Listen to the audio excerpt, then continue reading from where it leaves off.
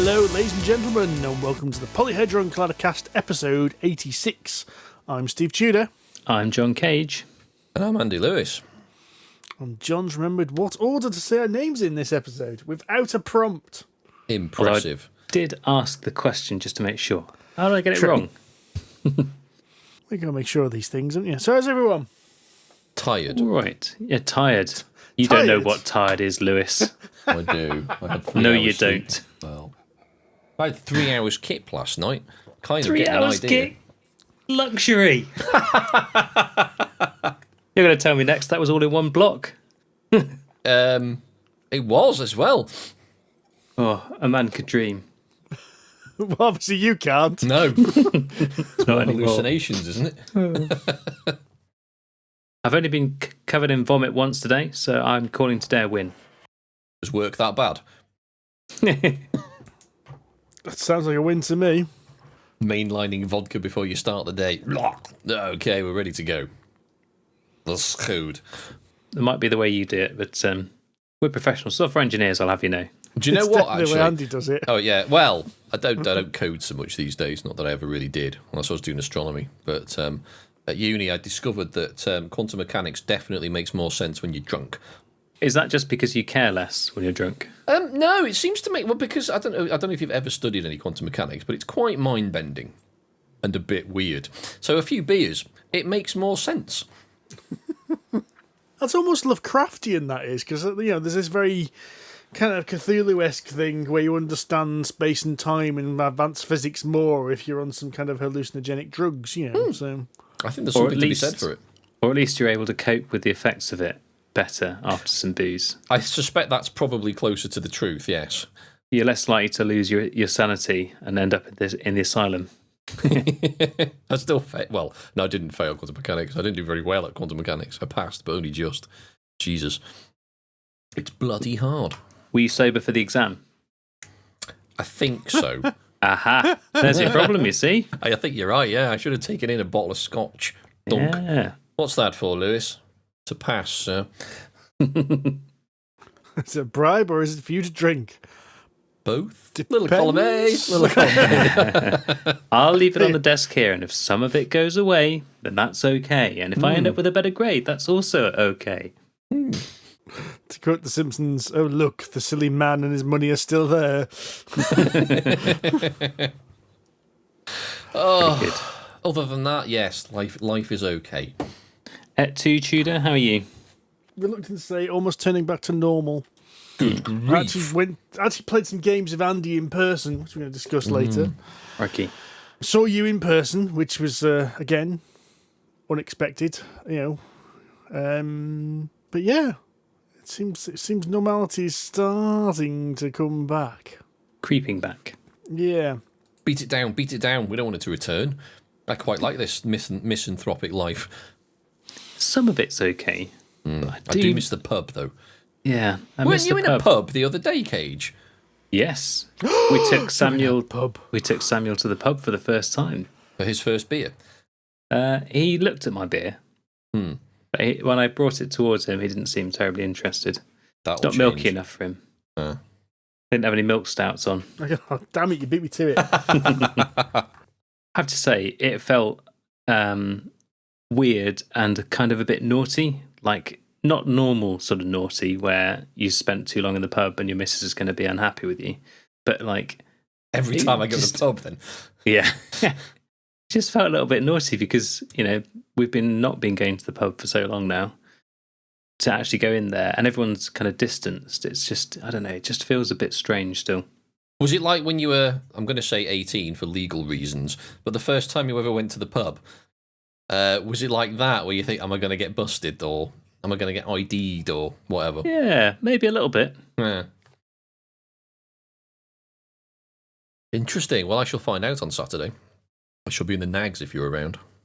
So how are you able to go to the pub? Because presumably you've got no money. Is your kitchen refurb not in full swing now? It is in full swing. And fortunately, I'm not paying for all of it, so it's okay. But yes, the kitchen refurb is in full swing. It kind of looks a bit like Beirut at the moment. everything was torn out, the walls were in disarray, and they've been sort of re-skimmed, and everything's sort of much better now. I put on 2 coats of paint. There's another one going to be put on after this podcast recording. Nice. Yes, so the units have started to go in this very day, but it's going to take about a week and a half to actually finish it off, and then we've got all the tiles and stuff to do then the week after, so it's like, it's a big job. Who knew? Yes, most of us. Yeah, when you started stripping out like everything, it was kind of like, yeah, that's going to be a big job. It is a big job. Fortunately, I'm not doing it. I have men for that. What does that make you? I'd like to think some kind of lord. Okay, yeah. You'd like to think that, yeah. I would like to think that, yes. I shall live in my delusions of grandeur. Whatever gets you through the day, Andy. Exactly, yes. But it is very exciting. So we'll have a kitchen that doesn't resemble the Black Hole of Calcutta anymore, with some particularly dodgy 80s styling. Nice. So, presumably there's been some news since we last spoke?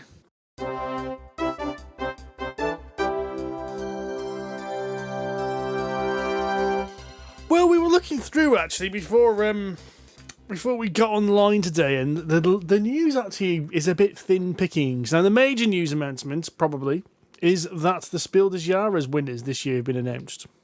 To literally nobody's interest.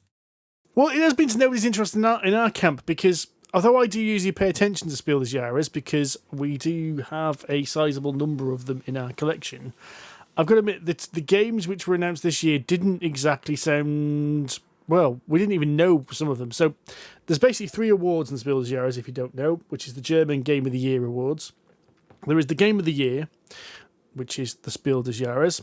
There is the Connoisseurs Game of the Year, which is the Kenner Spiel des Jahres. And there's the Children's Game of the Year, Kinder Spiel des Jahres. Now, of course, we don't look at we're not interested in the Kinder Spiel des Jahres because they are too hard. They are quite literally, yeah. I mean, they're too much mental effort. Yes. So the Connoisseur is generally what people like us generally look at, because it's supposed to be that the gamer's game, whereas the Game of the Year is supposed to be the game for everyone. You might as well have called it Family Game of the Year. So the nominees for the Connoisseurs Game of the Year, Kenner Spiel, were Cartographers, which we mentioned in the last episode. We liked, I think. Which we liked. The King's Dilemma. Is that a sequel to The King's Will? No, it's actually supposed to be really interesting. It's supposed to be similar to, in theming, kind of Game of Thrones, where you're making deals with people, but it's all just based on like simple rules. Okay. So you're sitting around. You need like, it's one of those games that ideally needs like 5 or 6 players, kind of thing. So it's like halfway between the Game of Thrones board game and a party game, by the sounds of it. It sounds really interesting, and it seems really popular. Hence why it was nominated. And then the last nomination was The Crew, which I believe you now have obtained a copy of, Mr. Lewis. I have. In fact, yesterday, as far as this recording is concerned, Laura got it for me for my birthday, which was nice. I'd never heard of it, so yes, she'd looked into it and found that it had been nominated for this award, which it has obviously now won. Yes, I shall report back in the future. It's a game about being on a pirate ship, by any chance? No, astronauts. Ah, okay. That sort of crew. This sort of crew, yes. So the spiel, not the spiel, on the back says, astronauts wanted. Scientists say there's a mysterious 9th planet located at the edge of our solar system. So the 10th planet then, but never mind. We'll gloss over the actual science. But despite all of their efforts, so far they've been unable to provide a substantial... Controversial. Yeah, I mean, Pluto's kind of in, then it's out, then it's in, then it's out. I don't know. Then it shakes it all about. Join this exciting space adventure to find out if the theories are just science fiction or if you will discover Planet 9. In this card game, you need to complete 50 different missions. So there's kind of it's almost like a legacy resettable campaign kind of game. And it's cooperative, so you can play sort of 2, 3, 4 or 5 players. And it does sound it's a trick gathering game, as far as I can tell. So it sounds quite interesting. Sounds like fun. Okay. Yeah, I shall report back in a few weeks' time, once we've had a chance to play it, and let you know.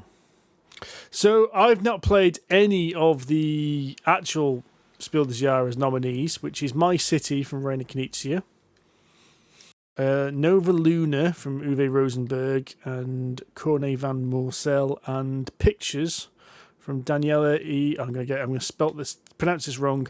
Daniela E. Christian Store.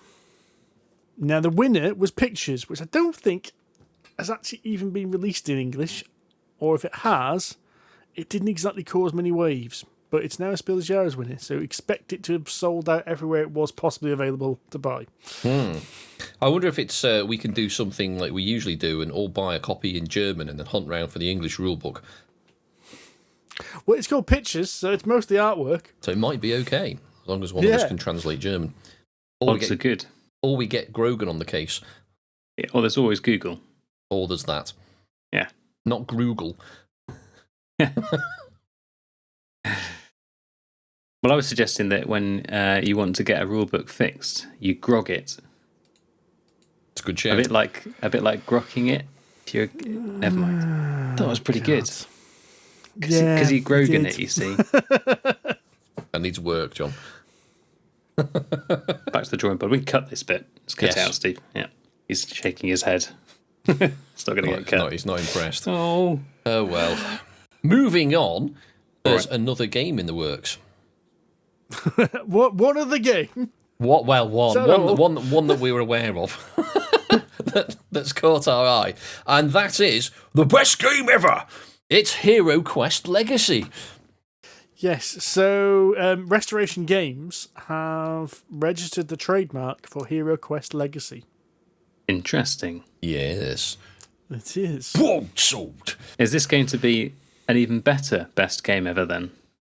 Well, we don't know. At the moment, all we know is they've registered the trademark. We don't actually know anything about what's happening. Now, Restoration Games are a company which Rob Davio, who made all the Legacy games, so Pandemic Legacy and all them, is involved in. And what they do is take older games from like the 70s and 80s and bring them back. Remember a few months ago we played Conspiracy, which is the game about moving the briefcase around Europe. That's one of their games, and they made that. Titivated in the modern style. Yes, indeed. That's like an old 70s game, I think that was. And then they did a Kickstarter for Thunderball Island, which is the one with the little marble rolls down. Yeah. And they've just done a Kickstarter for the Dark Tower. Oh, yes. So they're very much a case of, getting these old games and bringing them back and, modernising them and making them into modern playable games. So it's going to be really interesting to see what they do with Heroquest, because we all know what happened to the last Kickstarter, which tried to make Heroquest. I'm guessing it wasn't successful. It lost. It got taken down from Kickstarter due to a copyright issue, but not with Games Workshop, which everyone expected. MB? No. Oh. It got taken down by the company who make the Glaranthia role-playing game. I think it's RuneQuest, is it? Oh. Because they'd registered the trade name Hero Space Quest. So Hero Quest, 2 words. Right.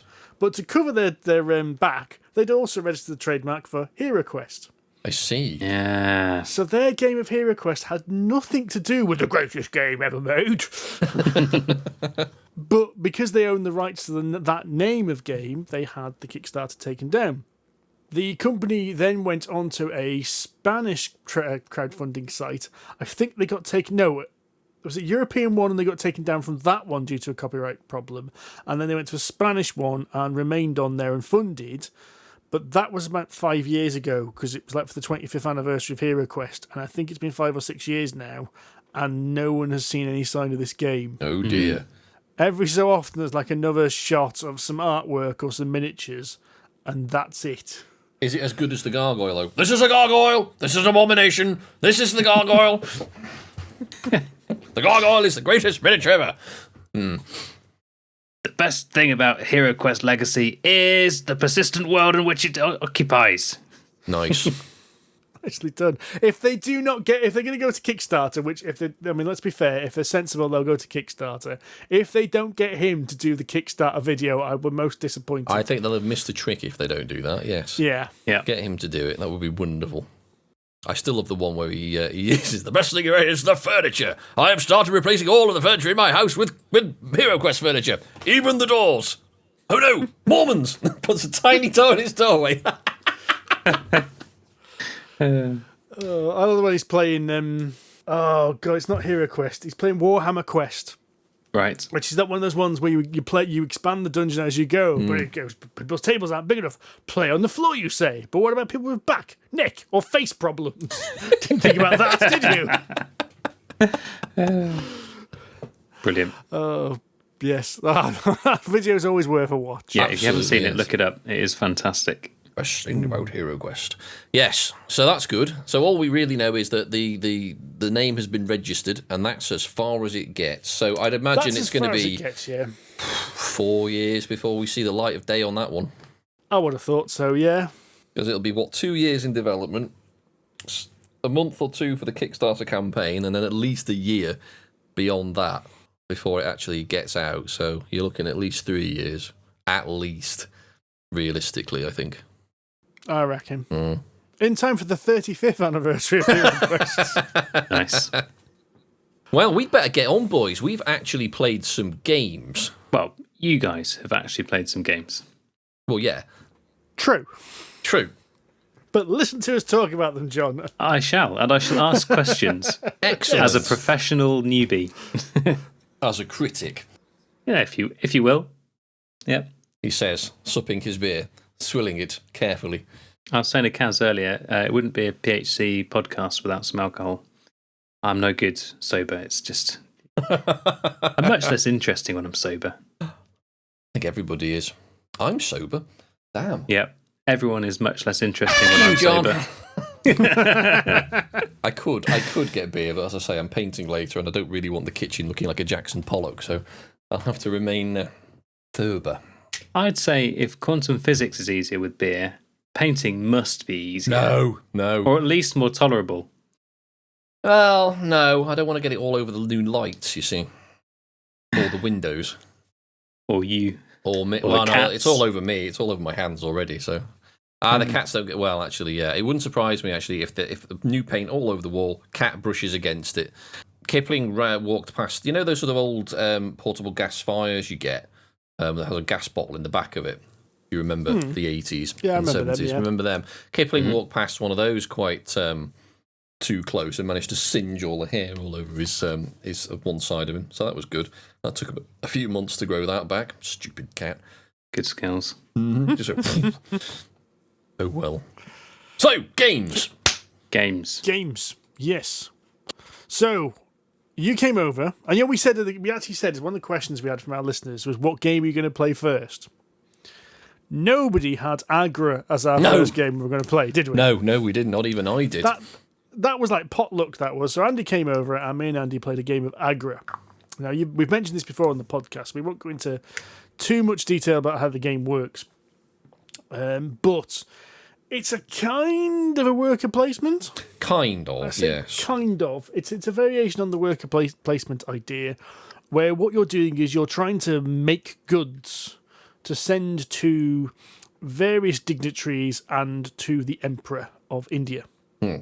And the way it works is most of these goods are on a kind of like a hierarchy system. So you need cotton to make cloth and cloth to make shirts. So you have to build up that little tree to get to the final bits of goods, which are like the most valuable. Which involves basically going to places and grabbing stuff, and then going to places and building the buildings you want to do. But then there's also actions of sending some of your goods down the river, because you get various tradespeople down the river, or sending your goods to the guilds if you can, which gets you loads of points. And it's all about making money. It's one of those games where the most money at the end of the game wins. Yeah, pretty much. Sounds easy enough. It sounds easy enough, yeah. No. This game's... I mean, I've tried to gloss over it, because it is... I mean, it's 2 weeks ago since we played, and I'm struggling to actually remember all the rules because it's that complicated. Yeah. But the real twists are you place workers, and then... Am I right in thinking you can, as an action, you can either place a worker or you can bring them back? No. You can only ever place them. Oh, that's it. Somebody else can kick them off. That's it, Yes. isn't it? Yeah. So yeah, unlike a normal worker placement, where if you either in traditional worker placements, you'll either everyone will put their workers down in turn order, and at the end of the round or the year or whatever game you're playing, everyone sort of gets cleared off, and then you all go again. or you kind of keep placing until everyone runs out and then it's the end of the game or whatever it is. Agra kind of tips that on its head a bit. You get a lot of workers. It's something like 10 or 11, and it honestly doesn't matter. The idea is that once your worker is on the board, it stays there until one of two things happens. Either it's kicked out by an opponent, or you decide to essentially do the same action again with the same worker, but that costs you some money, so it's not attractive to do that. And that's it. So, and because there's so many spaces on the board you can go, this is why you need this massive army of meeples, just in case, you know, you end up putting all your meeples down and nobody comes in and boots them out. So it kind of works better from that point of view with more than two, because there's a bit more booting going on. But yeah, so you don't ever really run out of workers much, but you don't never sort of clear them off. It's just like you'll do an action and then it's the next person to go and then they'll put something down and yeah. So part of the strategy is to almost anticipate where you think your opponent's going to go, so you can put your meeple there. I mean, Steve and I never got this complicated because the game's too bloody difficult to think that far ahead when you've only played it a couple of times. So if you put a meeple down and then your opponent comes in and boots them out, if he's awake, because you can meditate them for extra stuff. Yeah, I should get to we'll that. get to that, yes. Then you'll get a little what's called a favour, which allows you to do sort of basically bonus actions during your turn if you've got enough of these favours. So there's a lot going on. And it's the bonus action stuff which is this game, because the actual worker placement stuff is generally place the worker, make stuff, or move the stuff like down the production line to the next thing, isn't it? Yeah. Where the complexity lies is you can use these favors to do extra things, and then you can meditate to do extra things. And meditating basically just you lie down the workers, and you get a certain amount of meditation points to spend depending on how far you've advanced one of these tracks and how many workers you've laid down. And then you can use those meditation points, you spend them to do other things, which are kind of like half actions would be the best way to describe them. Yeah. So if you can chain a few favors and a few actions together, you can end up doing a load of things in one turn that allows you to, you know, really chain the actions together and get things moving quite quickly. The other thing that's quite interesting, I thought, was there is several ways in which the game can end, and you had a lot of control over that as players, I thought. Now, with two players, I don't know whether it changes with four players or what have you, but I thought that, you know, we could alter things. And there was a point when I realised I'm in the lead, so I realised, like, right now I just need to end the game. And I felt very much in control of that, although Andy was a bit frustrated because he wasn't. But I was like, I've got the things in place to be able to do that now, and could use the, you know, my resources to end the game and make sure we end up with me and hopefully in the lead after all the bonus points have been added up. Yeah. Just Andy in the game's too short for my strategy shocker. No, not at all. I mean, Steve didn't actually win by that much. It was only a few points. It wasn't a massive gulf between the two of us. If Steve had have done what he thought he was originally going to do, because he didn't think he had enough stuff, actions or meditation points or whatever it was, to be able to finish the game when he did, it would have taken him about 3 or 4 more turns to finish kind of in the sort of natural flow of things. But it turns out he ended up using a favour. And again, this is why they were so powerful. He could use a few meditation actions. He could use a favour to basically accelerate his turn and, you know, do 2 or 3 of the things that he was going to do on a proper turn later on. So this is why they were so powerful. And then he ended it. But I say, he didn't actually win by that much. And my strategy was pretty much coming to an end anyway. So no, it wasn't that. But it's a fair question. You do have form for it. I do. Seriously, it always happens. In fact, just going off on a tangent, I've got the app for viticulture now, because that was released on Steam a week or 2 ago now. And it's only the base game of viticulture, so it's very different to the Tuscany version. And I keep getting my arse handed to me by the easy bots because of that problem is that my strategy is always like 1 year too many than the bots are. But they're insanely hard. I'm either really bad at viticulture or there's something dodgy going on. But anyway, yeah. So I think we know the answer, Steve. Yeah. Agra does have, as Steve says, you are in control because you either win by getting to the top of one of these guild tracks, you win by getting so far down the river, or you win by... What's the other one? I can't remember now. There's another way you could win. By delivering all the goods. Oh, that's to the right. guild, Yes, that's right. Or Yeah. delivering all the goods to the emperor. No, that doesn't end the game.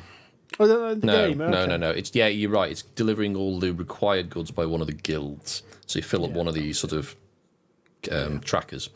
So yes, that's right. So top of the tracker, or river. Now, one thing I would say about this game, it is ridiculously and unnecessarily large. Agreed. It's got an absolutely massive board, which you think, okay, it needs it, but then you realise you're only playing at about half of it. So all the workers and all the resources are only going in half of it. And the rest of it is this river, which tracks the progress of the game. Because the game's in stages, basically. There's like several stages, and you get things when you unlock another stage, and it unlocks more guild personalities you can go and approach. So half the game board is this river, which is tracking this. Then you've got which can only be described as the Victorian arcade pinball machine. Okay, you are going to have to describe this in a little bit more detail, Steve. Well, basically, it's a little box. It's a little box with a ramp on, and what it is it's the thing which tracks the prices of the goods you're going to be able to sell for. It tracks what orders are still open, and it tracks what goods the emperor still wants. Okay. And the way it does this is it's basically another board, but they've put the board at an angle of like 30 degrees. Right. So it stands up and it looks in a little box, and there's a ridiculously large picture, like like the back of a pinball machine of the emperor. So just in case you forgot that this was the emperor's board, you've got this huge stand-up picture of the emperor, and it's got little pegs that go in it, and all the wooden pegs with a slant on them, which you've got to put into the spaces to represent things. And it does exactly what it needs to do. It works really well at keeping everything, so you know exactly what the prices are, you know exactly what goods are needed, and you can see it from a distance because it's at an angle, and can be seen around the board. But it does feel like it's like, why do I need something so big? Yeah, it is everything about it. So, until somebody hits the table as well, and the whole thing just goes, and everything falls off it because it's on a little ramp. They're not that well held in. But yeah, it is. It looks fantastic. The artwork on it's gorgeous. It's a really, really beautiful game, and the component quality is fantastic. But holy shit, it's about twice as big as it needs to be. But the thing is, Steve, did you like it? Because I really like Agra, although I'm not going to proclaim to be very good at it. No, I did like it. I was thinking about this actually earlier, where it kind of sits, and my only issue with it is it feels very similar to a lot of other Euro games. There's a little bit of brass in there. Mm-hmm. Brass. I was waiting for you to do that, John. Sorry, I'm a bit out of practice and a bit sleep deprived. Because of the way in which the technology has to advance, in the way in which you have to build the factories to build, and there's some of them are multi-stages, and the way in which you're fulfilling orders as well, because you're trying to do that whole order thing of sending to the guilds. So I think it sits in that kind of space, but then I think I prefer brass. From that point of view, yes, I think brass is tighter. I'd agree with you on that one. Yeah, definitely not a bad game, and definitely play it again. Good. Yeah, I like it, but again, it is a bit of a hassle to play because it takes bloody ages to set up. It's massive, and it takes forever to explain how to play because it's not light. It's definitely a medium-heavy Euro. Yeah, definitely, yeah. I was about to ask, is this the kind of game that I would enjoy or not? Absolutely. Well, you might enjoy it, but we'd be there all day. No one else will. Ouch! I had missed the brutality of this podcast. Yeah, you would not be able to. There is not enough RAM in the world to get the entire the possibilities in this game in your head, John. That's the problem. It would be one of them. Yep. Yeah, it's, as I said, because of these little favors and because of the meditation, there's an awful lot of permutations about what you can do on your turn. And I've got to admit, when I first played it, the first couple of rounds were like, oh, okay, this is pretty straightforward. But then once all these permutations kick in, like one of the really cool things is the meditations. Whenever you use one of the meditation abilities, you move the meditation marker over the ability you just used, which means the next person to do a meditation can't use that ability. So there was a point in the game where I was perfectly blocking off one of the abilities because I didn't want Andy to use it. Yeah, it was pissing me off. Well, that sounds like a valid strategy, if nothing else. Yeah. So there's all these, there is so many different ways you can do things, but it's weird because you only get to place one meeple down. It's only one action, but because of all these extra things that can add it on, it can get complicated quite quick. Yes. So you've been wanting to play Everdell. Yes. For quite a long time now, ever since I got it on Kickstarter. Yes. And in fact, I think there are some similarities between Everdell and Agra. Oh. It's a worker placement. It is. It's got an oversized board. It is. And it's got a ridiculously sized prop that sits in the board. That serves no physical, practical purpose. Yes, absolutely. That is true. Everdell's the one with the big 3D tree, right? Yes, that's the one. Yes. Which is completely superfluous. Yeah, and it just actually serves to annoy. It makes things actually harder to get to and harder to see.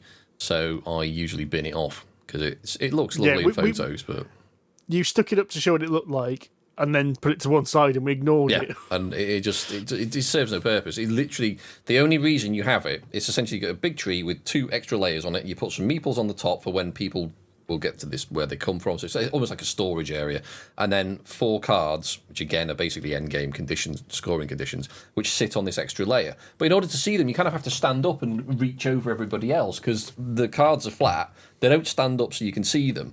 It's a real pain in the bloody neck. So it's like, no, this tree looks nice, waste of time. One might say overproduced, but we'll get back to that. I think that's been mentioned before. Yes, it is. It is. Everdell is a classic case of overproduction. It's beautiful, and all the components are really, really lovely, but it's not necessary for the game. I mean, you've got all the expansions like I've got now because of all the recent Kickstarter stuff. You end up with something like, there's like 12 factions you can play. Basically, there's lots of different types of woodland or water-based critters. But they're all the same in terms of their powers. There's no asymmetric stuff about the game. So it's literally, which pretty creatures do you want to play as? That's literally what it comes down to. So sometimes that's a good thing. It can be, but I think you're just basically paying for pimp there, which personally I have no problem with, obviously. But you could argue that, is this really necessary? But anyway, we digress. Everdell is a worker placement-ish game. Ish. It's a very simple worker placement game where you are critters in the forest trying to build up a small settlement. I say town. Little buildings with critters that work in these buildings, and you are essentially running a year in the life of these critters in this town.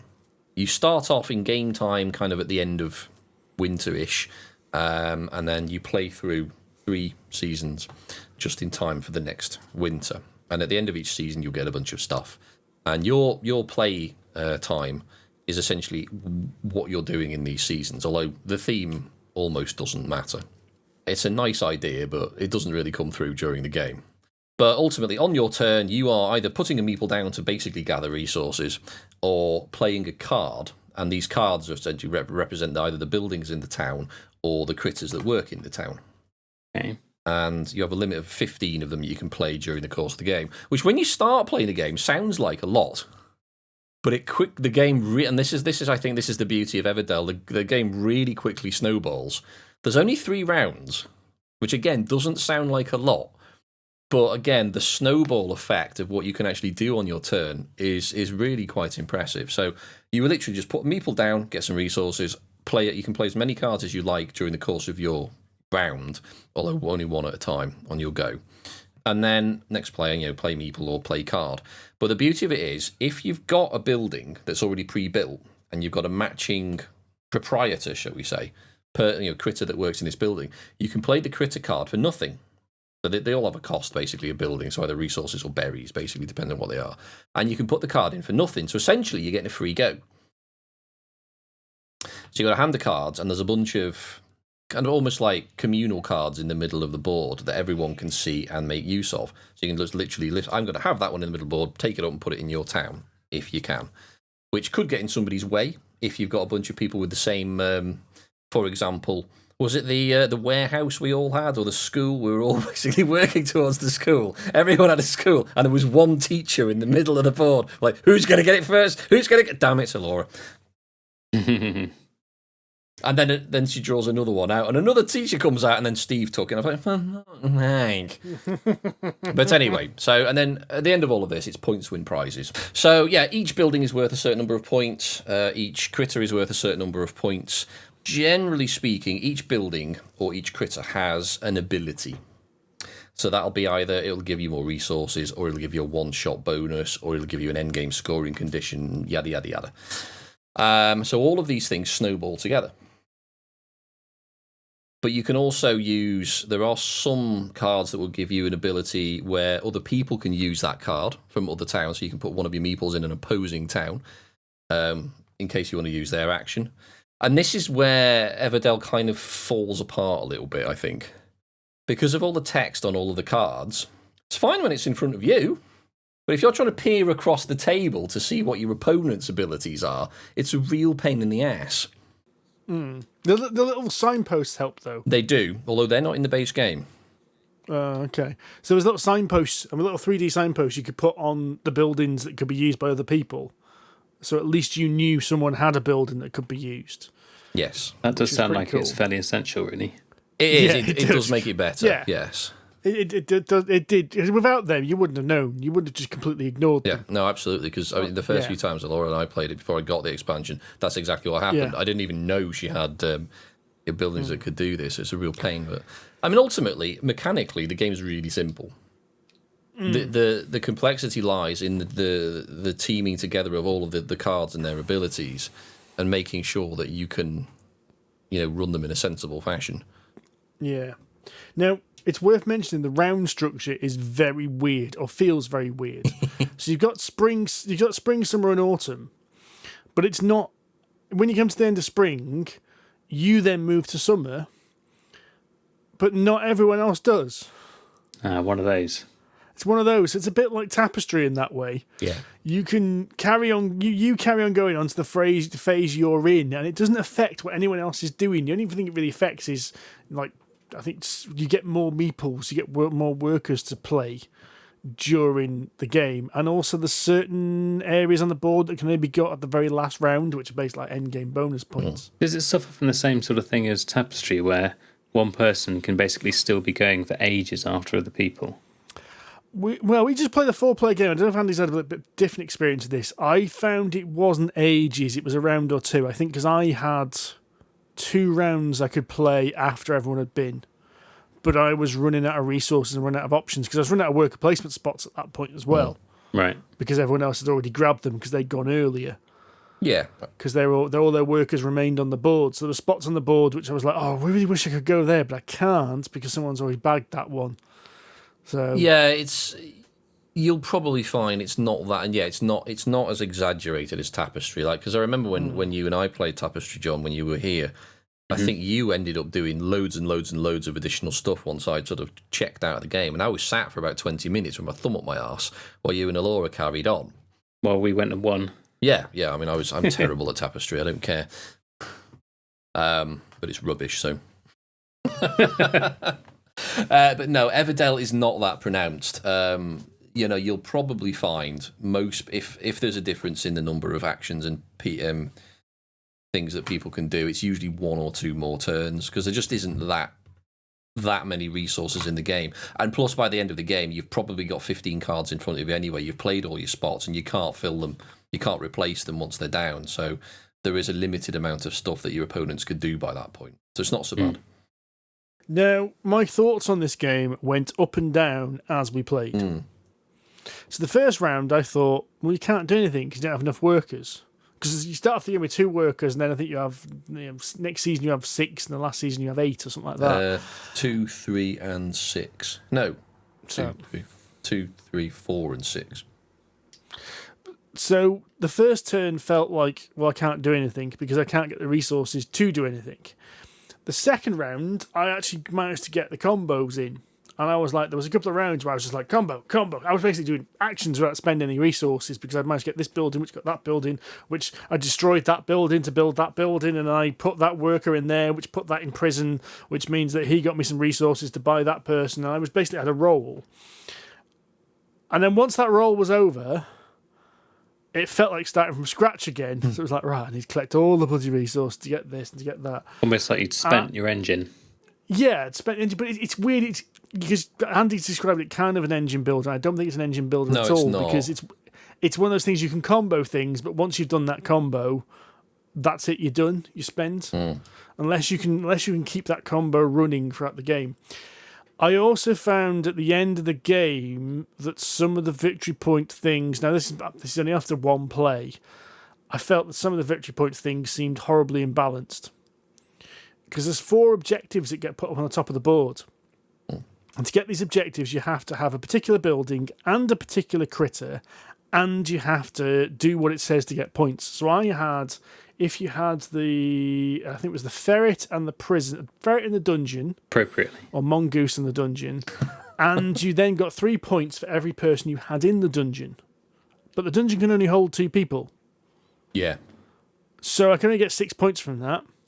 Whereas the last round of the game, Alora went on the worker placement spot, which got you points for just cashing in cards, and she got like 20 points for it. I mean, admittedly, she did go to several of these worker placement spots.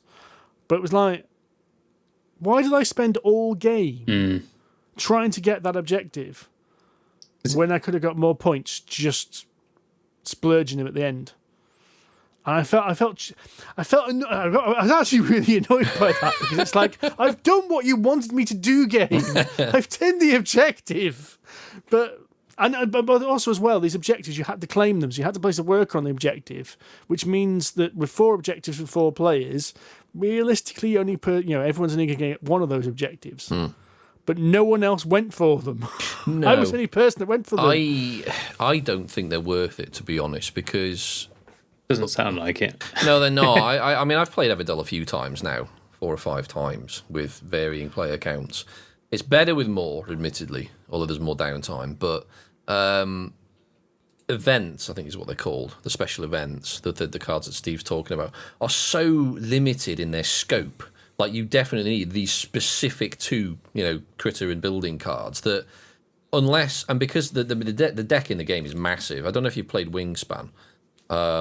It's a lot like Wingspan, I found, and that you can be at the mercy of the deck. So if these cards don't come out, or they don't come out in your favour, you're not going to get that event card. You might as well just forget about it and do basically what Alora did, although admittedly, I think because you hadn't played it before, Steve, you and Amanda were probably struggling. Oh shit, we forgot about that. So the more experienced players just kind of went for that track quickly.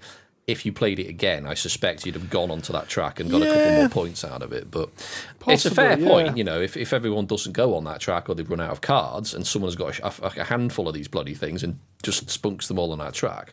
Yeah, you're right. That track in itself is probably worth more, or at least as many points, as one of these really hard to get event cards. Well, no, it's worth a lot more than those hard to get objectives. That's what I found really annoying. I could own, if I'd imagined got 12 points out of objectives, it would have been good, but it was like 6 points on offer. Yeah. I think I could have stretched this to 12 if I'd managed to get the second dungeon, but that involves doing something which is difficult to do because there's only 2 dungeon cards in a deck, and if someone else wants to build a dungeon, then tough. So, it was the only one I had a chance of getting it because I had one of the cards in my opening hand. So right from the beginning, I said, I'm going for that objective. And I felt like I spent all my resources all game trying to get it. Yeah. Is it one of those games where, yes, there are objectives that you can take, but it's better to pivot on what cards turn up than try and obsessively try and do one thing from the start? I think so. Because there's a massive deck of cards and such variety within this deck, yes, it's a game you've got to pivot constantly. With hindsight. Yeah. You've got to pivot because the amount of times, I got rid of cards. I got rid of a card and I thought, I think it was a miner, or the mole miner. And it's like, well, there's no point in me having this because I haven't seen the mine. I discarded it and then picked up the mine. Sounds like Villagers in the same round. It's actually, it's not a bad analogy, actually, John. There are elements in Everdell that you will see in Villagers, definitely. That you are, like, for example, I had one thing that amused me during the game was I had a palace, like a very expensive building to build, but it was worth a ton of points. And to go in the palace, you need a queen. But there's like 2 queens in the entire deck, which is like 2 or 3 inches thick. And there was a queen in the meadow in the sort of communal area. And of course, everyone had seen this, and everyone knew I had a palace. So of course, everyone was like, "Oh, Andy wants the queen. Let's try and bone him and make sure that he's not going to do this, or at least." Trying to make life as much difficult. And of course, I wasn't going for the queen straight away. And everyone was like, why aren't you getting the queen, Andy? I said, look, no one else can pick the queen up. It's not worth it. And nobody has enough berries to pay for it on her own. So I've got a few turns. And of course, Steve ends up picking up this queen. going, ha! I'm going to buy the queen and put it in my town. Screw you, Lewis. So, of course, on my turn, I went, not really, Steve, and played the queen I had in my hand. Sneaky. Yes. So there are elements of fun like that. But I think there are analogies of Wingspan, there are analogies of Villagers, where if somebody does get the one card you're after, or the one card that you need doesn't come out, it kind of annoys you. You know, you've kind of got potentially a wasted space in your town, or you've got to change tack, at which point you might have spent a couple of actions which don't help you, things like that. So again, you're kind of at the mercy of the deck, which is a bit annoying, although it's much, much better than Wingspan for that, because there's this meadow in the middle, and your hand is much, much bigger and a lot easier to change cards in. So there's typically a larger pool in the middle, is that what you're saying? Yeah, there's 8 cards in the middle that everyone can see and use. Plus, it's a lot easier to get cards in Everdell than it is to get in Wingspan. Like in Wingspan, you'll only get like 1 or 2 at a time, whereas in Everdell, you can probably get 2, 3, or 4 in a single round, and they're a bit more useful, in my opinion, anyway. Yeah. But I think a lot of people seem to compare Everdell to Wingspan, and I can kind of see why. But at the same time, they are very different games, because Wingspan's more of an engine builder.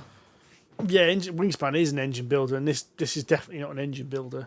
Definitely not. As you said, I think we've alluded to it. It seems to be a combination of Wingspan, Tapestry, and Villagers. You know, it's got elements of each. It's not a direct comparison of anything else, because of the way you've got the worker placement and resources element combined with this kind of, you know, hierarchy of people element of building your town. So I'm not quite sure how I feel about it, though.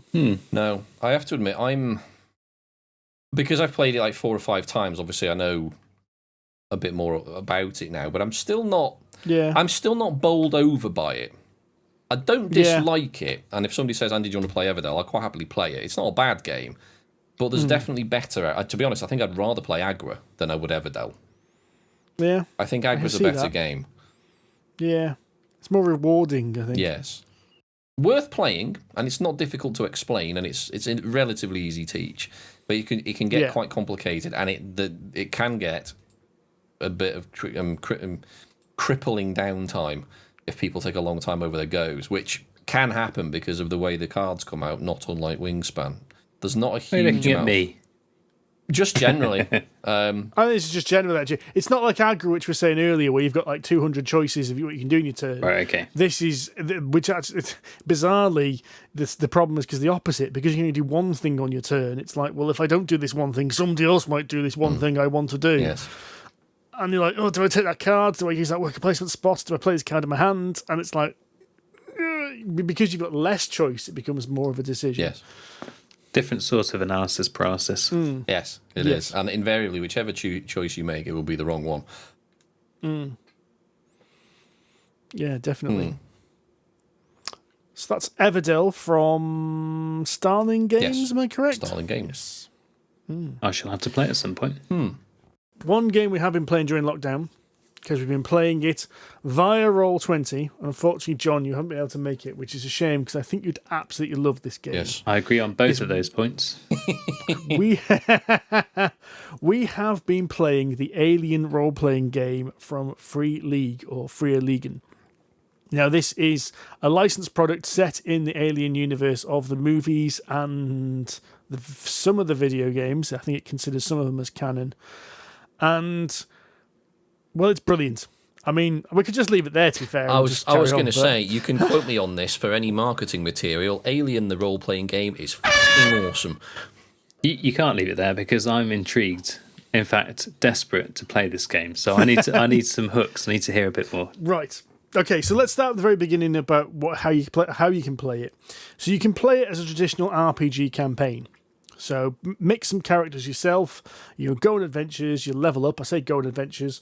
You'll go around the galaxy, being shafted by the corporate system, and possibly meet some aliens. And hopefully you won't, because you're quite squishy in this game. But that's the more traditional way you can do it. And now I've got a digital copy of the main rulebook. I've got the starter set on pre-order. That's coming hopefully very soon.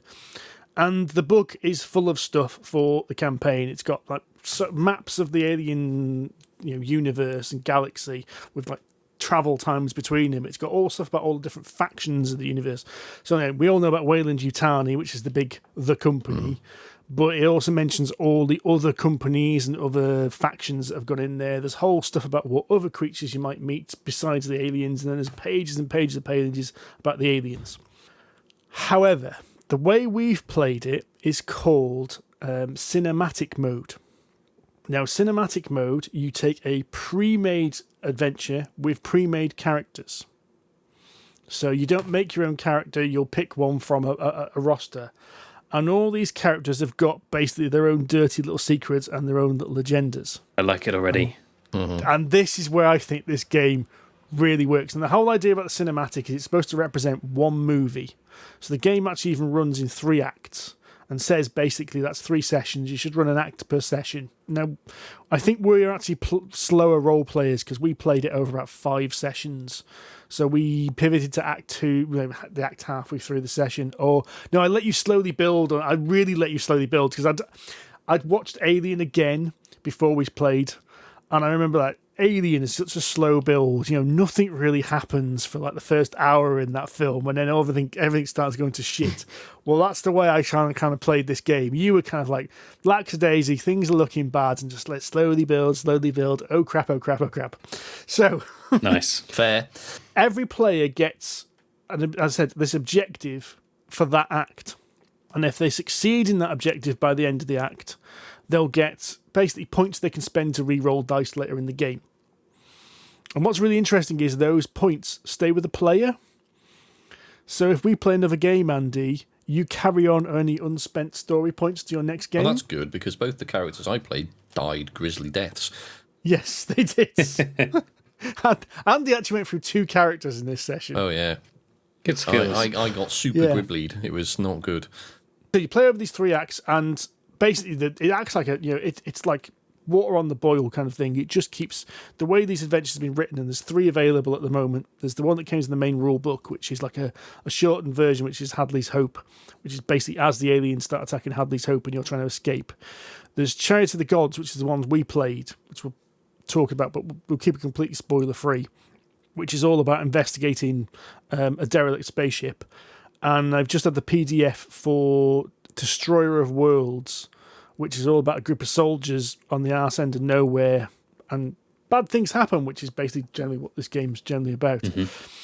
Now, mechanically, if you've played any of Free League's other games, such as Mutant Year Zero or Tales from the Loop, it's the same system. So what you'll have is you'll have a group of stats, which are like physical, mental, dexterity. I think in Alien there's only 4 of them. And then you have some abilities. And each ability and stat is paired.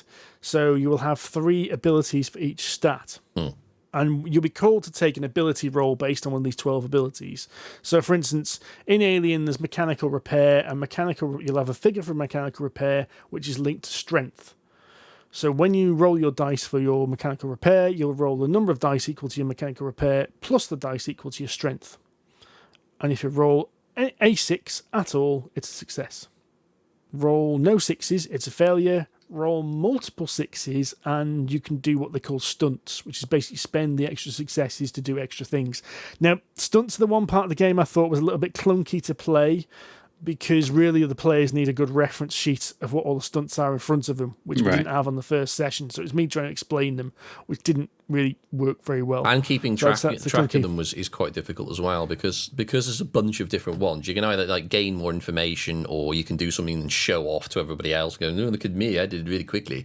Or I could do it by doing a cartwheel with my hand up my arse, do things like that. Or you could save the information and do something like an extra roll or something later on in the game. Something like stored up a success, for example. And keeping track of that, it can be a bit of a pain in the arse, because if you forget you've got it, or someone stores up like 3 of these things, it can be a bit clunky to keep track of. Okay. So far, so similar to the other games. However, it's got something in there called panic. So stress and panic are absolutely awesome. So As the game progresses, Caresses. things will happen. Oh, he does. As the game Caresses you into a sense of false security. Come this way, Andy. It's perfectly safe. The cockpit. That's your pilot. You should go in the cockpit. Should I? Really? Okay. What was that noise? That is the sound of your death. Your imminent death. It's the sound of inevitability. It is. Oh, God. So as the scenario progresses, certain things will happen which will give you rise to stress. And the simple things where if you discover a dead body, it's put stress. Quite stressful, yeah. Somebody punches a hole in the umbilical airlock between the two spaceships. Air's leaking out. That's a point of stress. It would stress me out, yep. Yes. And this builds. So stress is anywhere between 0 and 10. But what happens is when you make a skill check, once you've built stress, you roll your skill dice plus the stress dice. Right. Which also have 6s on them. So there's an increased chance of getting a success. And it works quite well. It means the more stressed you are, the more chance you have of being really good at stuff because the adrenaline's pumping through. Okay. However, the stress dice also have a face hugger on the one face. And he's got his head in his hands at this point. Yeah. So if you roll the stress dice and it comes up with a 1, you have to roll on the panic table. And that is always bad. Yes. So it's similar in many ways to the sanity system from Call of Cthulhu, if people have played that. Yeah. You roll a dice and you add your current stress level to that panic roll. So at the beginning, it's like, oh, nothing happens. You rolled low, nothing happens. And it keeps ramping up from there and gets higher and higher. So simple things are you might freeze. You might drop what you're carrying. You might run away. That's what happened to... Well, Andy, Derek and Ben's character were all in the same room when the alien attacked Andy. So I can't remember what you heard on the panic, but everyone ran in, saw the alien and panicked. Oh, I didn't. Oh, No, you didn't. My You're the one that character didn't was panic. ice cool all the way through. Yeah. Right up to his timely death. Derek's character, who is carrying the pulse rifle, drops the pulse rifle. Ben's character just legs it, just cheeses it out there. So I'm standing there, having gone into a room with 2 other people. There's a Gribbly there, and I'm looking at it, staring it down. And what have I got to defend myself? Well, I actually, no, I had a shotgun, and I missed. You had the shotgun. I and you missed with a it. shotgun. Blammo. Oh, dear. Mr. Jugular. Yeah. Oh, yeah, and that's the other thing as well. The aliens, the actual aliens in it, are deadly. Right.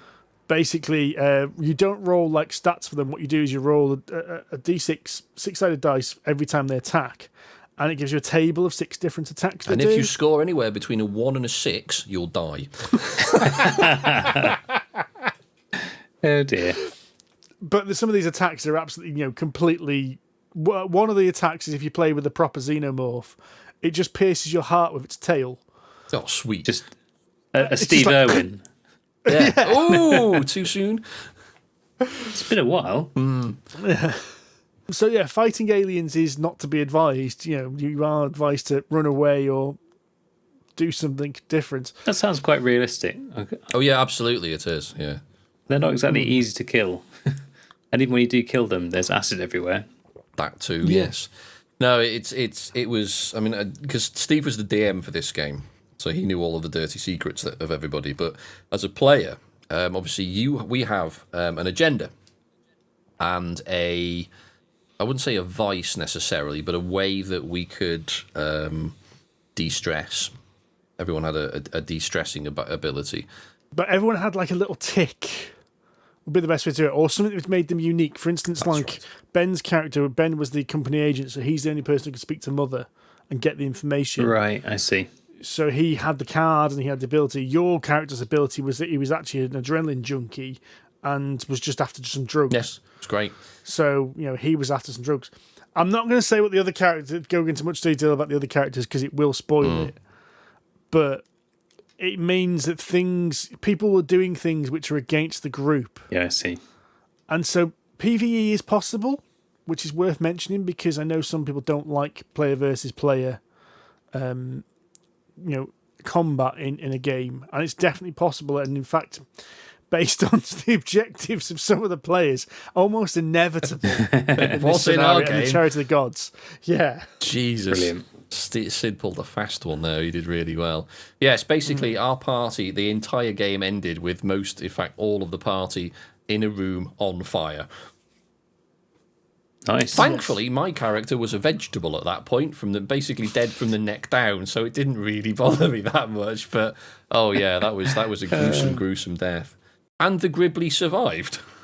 Yes. I should also point out they were within a hand's reach of the escape pod at this point. Yes, indeed. I was almost free, but never mind.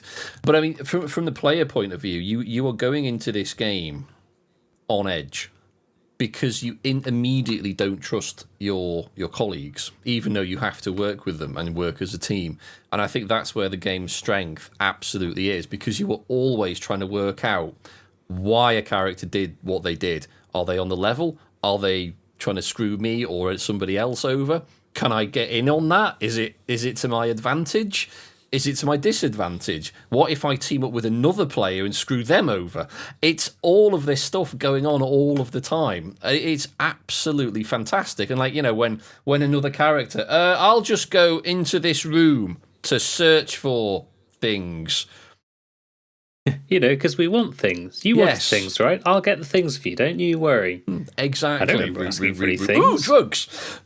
But I can imagine it's a bit of a nightmare for the DM, actually, because there's inevitably a lot of GM whispers, because you don't want the rest of the team knowing why or what you're doing and for what reason, and ultimately your end goal.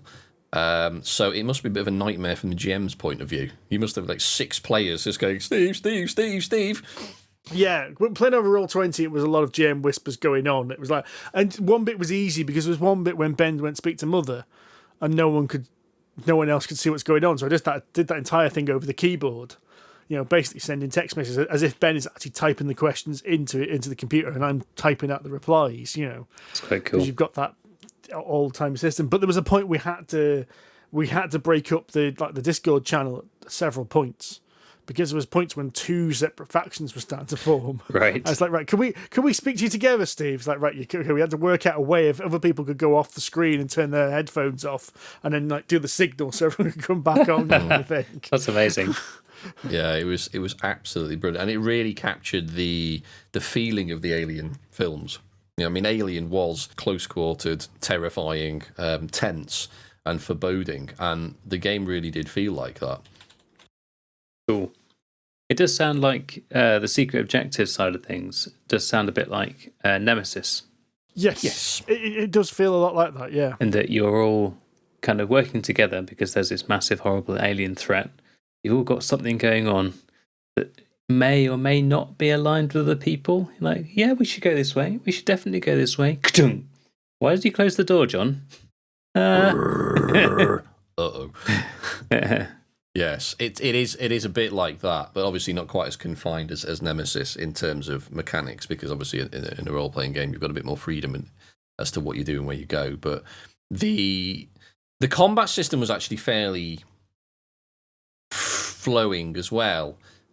Yeah, because you can do basically one of like a fast action and a slow action. I think you can do, and there's a list of very similar to Star Trek. Actually, yes, that's right. And there's no, unlike in D&D where it's all very mechanical and you can move 30 feet. You can move 6 squares or whatever it is. In this, it's all in zones, so there's a bit more freedom as to about how you move around. So you could move, I think it's 2 zones in a turn, which can get you, from one gantry across a corridor down to another gantry, for example, or that side of things. And the zones on the map were, fairly sensibly sized, so that was a bit more like Mansions of Madness. Yeah, I suppose so, in the sense that an area of the map would just be one zone. So that could incorporate, say, an entire staircase or a room or a couple of rooms, depending on how big they were. Like a corridor could be 2 or 3. Yeah, very similar to Mansions of Madness, actually. Yeah. Yes.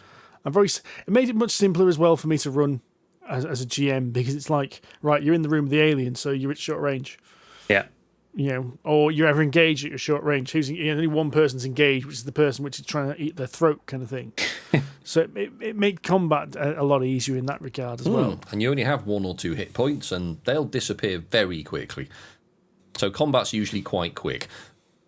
Yes. and fatal. Yes, Trick genuinely is to avoid the combat or shove someone else in front. Yes, that is genuine option. That worked as well. That works, yeah. I'd also say as well, from a GM's point of view, the way the modules are written. Now, of course, they've only done these 3 so far, but the way they're written is almost feels like a breath of fresh air. Interesting. Because what it does is it gives you like a map and explains what all the rooms are. So it gives you, in this one, it showed all the maps of the derelict spaceships and explained what was in every single room. But then it said, right, here's Act 1, here's Act 2, here's Act 3, and gave a load of events. And then said, right, some of these events are mandatory because you have to have these events for the plot to move on to the next act. But here's a load of optional events. You can add them in if you want, you can ignore them if you want. That's cool. And allowed you to kind of pick and choose based on the pace of what was happening. So when the pace was slowing down and things were, looks like things were, everyone was getting a little bit too comfortable, right, we throw in one of the events. Oh, God, yes. This go badly for Andy by any chance? No, it went badly for everybody. Ah. The one I'm not going to say what it was, because obviously that's kind of plot spoiling, but we just got through a fairly tense encounter where Sid essentially shat himself. And that's one of the another thing, actually. It is genuinely terrifying. It is, because you're on edge all the time. The slightest thing that could happen. I mean, it helps that Steve played a few noises and stuff through the game. You've got this constant buzz of the ship in the background, or the spooky alien music that's there. That really helped. I found a YouTube video which is just called Nostromo Hum. And it's just the engine hum from Nostromo. So I run it all through, and there's a point in the game where the engine's cut out, and I just stopped the audio, and everyone went, "What? What?" I didn't even know the engines were running, and I've suddenly stopped hearing it. It was very effective because it's so atmospheric. And then, so we got through this event that Sid did not come out well from, let's be honest. And it did go worse for him, although ultimately he did, well, I say win. Didn't lose. Lost the least? Yeah. No, Sid got his objective. That's true. Sid That's got right, all his objectives. By murdering everybody else, basically. But ultimately, once that had happened, and we all sort of gone, oh, we're okay, everything's okay. Oh no, the ship's about to self-destruct. What? Where the did that come from? This alarm thought you were starts turning it going off. Yes. Why has that just happened? What the hell? Who did that? But we're all here. But oh no. And then a group decision has to happen. Then we start going investigate what happened. You're like, how did this happen? It was you. And then finger pointing starts happening in the group's fit. It was amazing. It was so effective. It was really, really cool. Sounds like fun. Yes, I strongly recommend it. I bought the Rulebook and Charity of the Gods both on Drive-Thru RPG, so I've just got the PDF. I basically went and ordered the starter set and Destroyer of Worlds, which is the next scenario, and paper copies of them more or less as soon as we finished. It was like, I'm having these. I need a physical. I'm now trying to work out, do I actually buy the full Rulebook as well? If you don't, I probably will. It was awesome. I don't think those two things are mutually exclusive. I think you're going to buy them anyway, Andy. Probably. And you're going to buy them too, Steve. Probably. Yes. It would be. It is ace. It really is ace. John, you will definitely love it. I know this. But I need to experience it firsthand. Yes. Yes. You do. And the beauty is, the way in which that scenario is written, the one we did, I reckon your game will be completely different to Andy's game. I reckon. Because as I said, because there's so many of the events are optional, you could play it and then you could have a completely different sequence. I mean, there was a whole section I didn't even include in Andy's game because I didn't need to, because the story had ended. There was like a coder I could have added on the back end of it, which would have been like another session's worth of stuff, in case they'd actually got through stuff or they'd managed to avoid a lot of the other things. So fun, lots of fun. Yes, and of course you've got the way that different people react to different things, and of course different characters, and the way people play their different characters. There's infinite possibilities. One day when things are calmer. Well, yes, John, we will definitely get you into a game. As I said, I think I'd like to run the same scenario, so I just need like 3 other players to join you now. Pick me. Oh, wait. Rory hasn't played, has he? No, Rory hasn't played. Sure, we can dig up a few others. I'm sure we can find some other players easily. I think that's it for today. That was the Alien RPG by Free League. It's available from the RPG, Drive for RPG website, which is really cool. It's available from Free League Direct, and Modifius also sell it as well, so you check out all of them. Thank you very much for listening, though. I think it's time to draw it to a close. We have been Polyhedron Collider. If you enjoyed us, please leave us a review on your podcast platform of choice. If you'd like to have a chat to us, we are on Twitter. You can find us at PolyhedronC. And I am at Wahoffenwadenga. I am at Sonic H with a 0. I'm at John_Cage, and Rory, when he's around, is at Rory J. Summers. We are also on Facebook. We have a guild on Board Game Geek, number 2726. I would say normally with all this stuff can be found at polyhedroncollider.com. We haven't been doing much contribution to it. However, I did put a video on our YouTube channel between our last recording. So that was me tinkering around with dungeon draft. So what I did is I duplicated an old dungeon from an old D&D adventure from about 25 years ago and recreated it in like fancy modern software. So I encourage you to go give that a look. Now, Steve, did you actually post a video, or was it just a static image of you talking about it? No, I posted the video on YouTube. I just didn't post the link onto Twitter because I was doing that while I should have been doing some work and was distracted. Let's get your priorities straight, Steve. Sack the work off. Exactly. I mean, that would be unprofessional. Obviously, you need to do your work first. Yes. Anyway, thank you for listening to everyone. We'll be back soon. Tatty bye. Catch you later.